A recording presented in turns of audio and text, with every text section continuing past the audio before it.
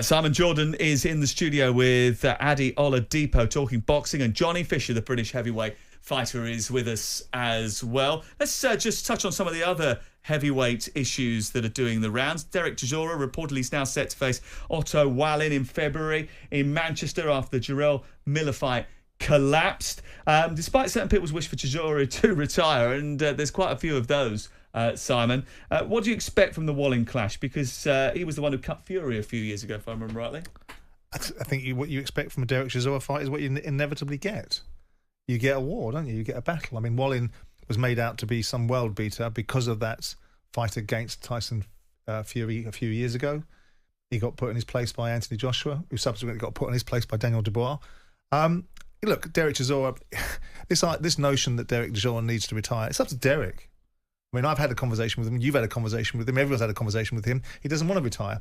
So, we can all bang on about Derek's health and the concerns for it. He's in control of his faculties, he's in control of his bank balance, he's fighting for the things that he wants to fight for. So I don't have a problem with it. I mean, listen, at the end of the day, it should be a competitive fight. Is it intriguing for me? Not particularly. Is it driven by ego, pride, or is it financial?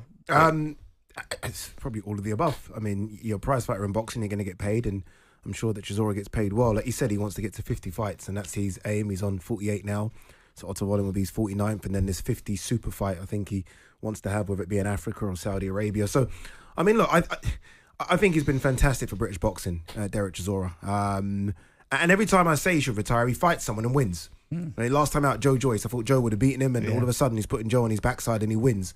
So he continues on this train because he's winning. He's not losing.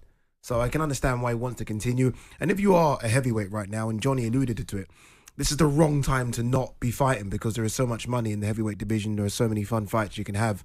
I just sort of care for his health, and I feel like I've seen him in too many wars. He's entertained me enough over the years. You no longer need to entertain me, Derek. Someone else can. It's fine. Johnny can entertain me. My time, mate. Yeah, well, you've got the opportunity to do that. And so has Martin Bakole, because he's been told by the IBF that he's got to face Efe Ajagba in an eliminator for the Daniel Dubois title fight that they eventually won.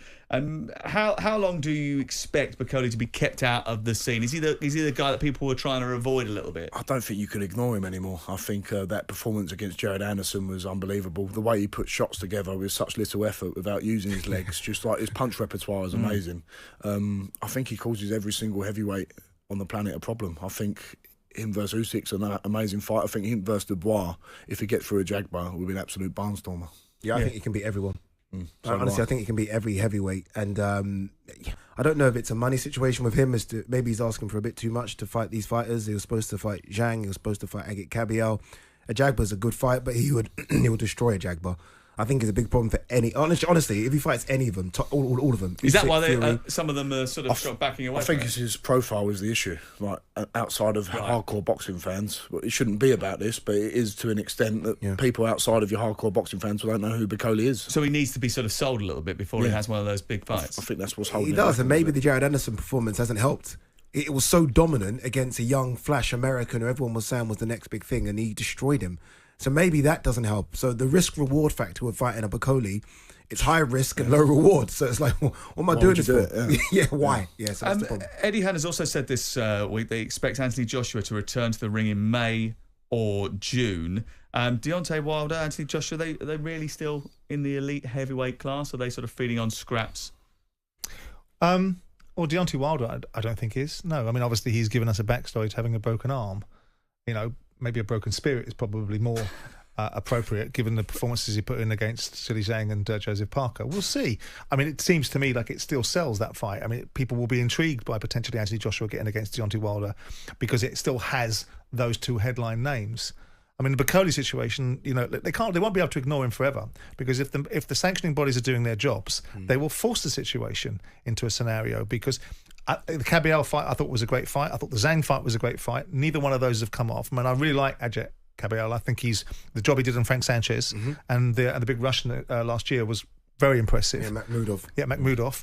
And I think that Bakole will get his shot. He will demolish the guy that he's being put in against right now. But I don't think, talking to Billy Nelson, his trainer, I don't get the impression that it's about money and about the fact that his demands are too much. I think it's that people are not quite fancying the risk-reward return on fighting Bakole at this moment in time. Yeah, yeah. On the AJ Wilder thing, look, I think AJ's still a very good heavyweight. Maybe floating outside of the top 6 or 7 now, but he's very good. Deontay Wilder, it's funny because I actually agree with Simon on this bit. I think it's his spirit that's lost, and that's what he had all the time. Like, he would scream and shout down sort of TV cameras and channels.